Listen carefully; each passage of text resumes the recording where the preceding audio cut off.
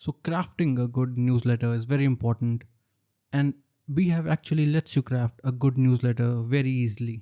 So in the dashboard, click on write, and under write, click on posts and just select start writing. Now firstly, give your post a title, give it a subtitle, and also make sure that show subtitle in email is also on. Select author, and if you have a guest author, you can select that. Select your displayed date. Now go to the email tab and start writing.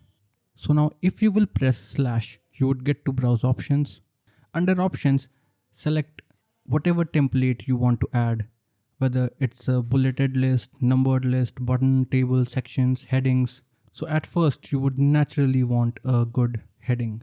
Press slash again for a subheading. So as you can see, I'm drafting a newsletter template. Now let's say I want to add a image. So I would just select image, and now Beehiiv will let you upload your image from the drive. So it's that easy.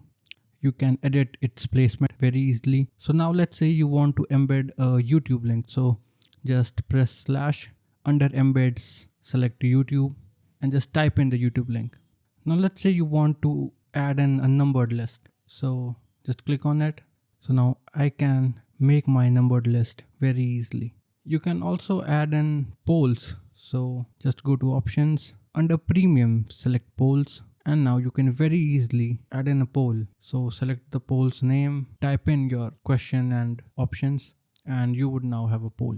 So now if you want to preview your newsletter, just click on preview and you can very easily preview it. You can also drag and drop any template to change its location and it will instantly show in your preview. So in the preview, there's also options for previewing your newsletter in a certain format like desktop, mobile, web. So you can do that also.